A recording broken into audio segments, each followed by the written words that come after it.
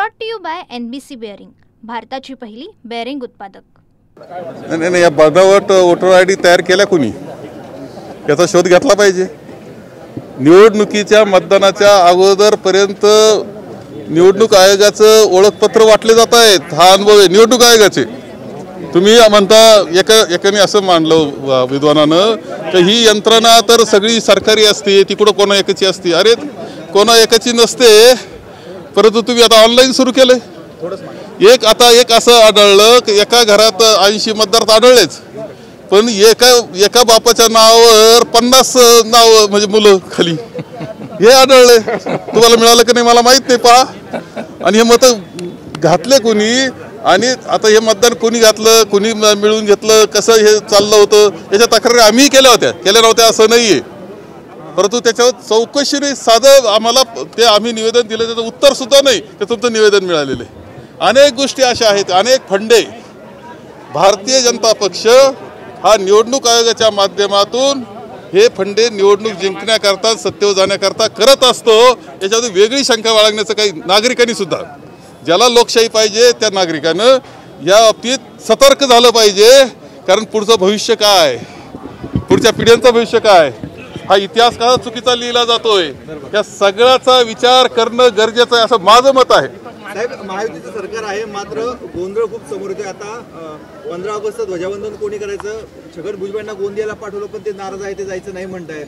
त्यांच्या जागी मंगल प्रभात लोढा जाणार आहेत। आता काय सांगायचं, छगन भुजबळ फार ज्येष्ठ नेते, ते खरं म्हणजे त्यांनी खूप सहन करतात असं मला वाटतं। त्यांनी एवढं सहन नाही केलं पाहिजे। काय कशा करता सहन करायचं त्यांनी एवढे अवहेलना शब्द वापरतो आपल्या या नेत्याची, नाशिकच्या नेत्याची एवढी अवहेलना तो सहन करतो, जनता नाही सहन करणार।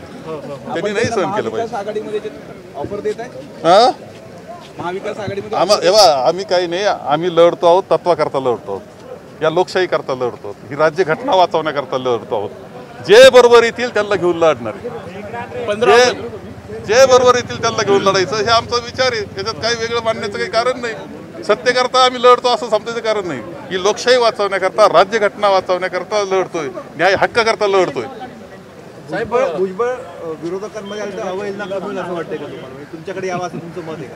अरे तेव्हा आमच्याकडे तर सन्मानच होता त्यांचा, असं काय करता? आम्ही भुजबळ कधी शब्द वापरले, भुजबळ साहेब शब्द वापरायचे।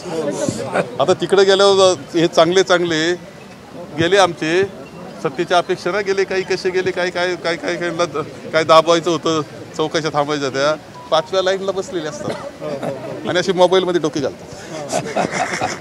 ही वस्तुस्थिती आहे। वडेट्टीवार यांनी सुद्धा आज त्यांनी त्यांना स्थानिक स्वराज्य संस्थांच्या निवडणुकांमध्ये स्वबळावर आम्ही लढू शकतो असं म्हणतात। नाही, प्रत्येक पक्षाला तो अधिकार आहे। ज्याचा पक्ष वाढवणं, संख्या वाढवणं हा अधिकार तर सगळ्या पक्षाला असतो। आम्ही आता महाविकास आघाडी म्हणून आहे, पण आम्ही एकमेकांचा विचार आम्ही भेटणार आहोत, चर्चा करणार आहोत, कशा पद्धतीने पुढे जायचं। फार आमचं ध्येय मात्र भारतीय जनता पक्ष आणि त्यांचे मित्र हे जे आहेत आणि ज्या पद्धतीचं सत्ता ते अंतातन राबवली जाते आहे याच्या विरुद्ध तर आम्ही एकत्र राहणार।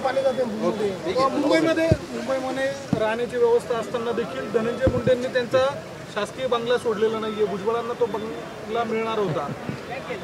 आता काय हे कुठेतरी ह्या ज्या कुस्त्या आहेत ना, या कुठेतरी खरं खुल्या मैदानात लावल्या पाहिजे, जास्त चांगल्या होतील। स्थानिक स्वराज्य संस्थांच्या निवडणुकांच्या अनुषंगाने तुम्ही काही बैठका घेतल्या का? काय नेमकी स्थानिक स्वराज्य संस्थांच्या निवडणुका आता 5-5 वर्ष झाली, कायद्यानं स्थानिक स्वराज्य संस्थांच्या निवडणुका वेळेवरच घ्याव्या लागतात आणि 4-5 वर्ष काही नाही अवस्था आहे। सगळं त्या अधिकाऱ्यांच्या ताब्यात आहे आणि त्याच्यातून लूट चाललेली आहे। स्थानिक स्वराज्य संस्थेमध्ये अनागुंदी चाललेली आहे। लोकप्रतिनिधीचं काही महत्त्व असतं, दुर्दैवानं ते संपवायचं काम चाललेलं आहे। हे जे चाललंय ना, हे भारतीय जनता पक्ष जाणीवपूर्वक करतोय, कारण पुढे त्याला लोकशाही शिल्लक ठेवायचीच नसेल तर लोकांना सवय लावण्याचा कार्यक्रम चाललेला आहे। त्या लोकांच्या व्यतिरिक्त सुद्धा चालू शकतं, हे दाखवण्याचा प्रयत्न त्यांचा आहे। आम्ही स्थानिक स्वराज्य संस्थांच्या निवडणुका त्वरित व्हाव्यात, आम्ही लढणार आहोत। मुंबईत कबुतराचा प्रश्न जरा चिघळत चाललेला आहे। मराठी विरुद्ध जैन असा संघर्ष करण्याऐवजी महत्त्वाची गोष्ट त्यामध्ये अशी आहे, कबूतर प्राणदया हे ठीक आहे, इथपर्यंत काही अडचण नाही, परंतु ते जर आरोग्याला घातक ठरत असेल नागरिकांच्या, तुम्ही दाणे टाकले, चांगलं केलं, तुम्ही पुण्य केलं, पुण्य करून तुम्ही 75व्या फ्लॅटवर जाऊन झोपणार आहे। आणि तिथला जो नागरिक आहे जो जवळ राहतो तो फुफ्फुसाचा विकार घेऊन बसणार आहे. आपण विचार कोणता करणार आहे? साहेब जैन धर्मी मला कोणत्या धर्माला हे करायचं नाही, याचा विचार करीत असताना आरोग्याचा विचार केला जावा. मराठी आंदोलकांवर गुन्हे दाखल केले जातात, धरपकड केली जाते. केवळ मराठी आंदोलन नाही, हे सरकार तर असं आहे की ज्यांनी मार खाल्ला त्याच्यावर गुन्हा दाखल होतो आणि ज्यांनी मारलं तो मोकाट फिरत असतो. हे संपूर्णपणे केंद्र आणि राज्याचा धोरणाचा भाग आहे, हे चाललेलं आहे. साहेब संजय राऊत असं म्हटलंय की शिवाजी महाराज आणि त्यांचे मावळे वरण भात खाऊन युद्ध करत नव्हते तर तेही मांसाहार करायचे म्हणून. हा विषय चर्चेचा होऊ शकत नाही. म्हणजे खरं सांगतो, हा विषय कधी चर्चेचा होऊ शकतो. म्हणजे आता याच्यामध्ये मी जास्त जात नाही. ज्याच्या भावना आहे धार्मिक तुम्ही तुमच्या जपा, म्हणून तुम्ही दुसऱ्याला धक्का द्यायचं काही कारण नाही. ह्याचा 15 ऑगस्टचा जे निर्णय घेण्यात आले अनेक ठिकाणी चर्चा असते का 15 ऑगस्ट करायचं नाही ते असं होऊ शकत नाही. आणि अशा चुकीच्या पद्धतीने जाऊ नये आणि कुठे पाठिंबा सुद्धा देऊ नये. नागरिकांच्या अधिकाऱ्यांना कांद्याच्या माळा घातल्या, निवेदन दिलं, त्यांच्या चेहऱ्याकडे बघून काय वाटलं तुम्हाला? त्यांच्या एवढंच कशा ते दबावाखाली ते काम करतायत असं वाटून जाते. दहशती खाली येते. सामान्य नागरिक जिथे दहशती खाली आहे त्या अधिकाऱ्याचं काय? Brought to you by NBC bearing, भारताची पहिली बेअरिंग उत्पादक.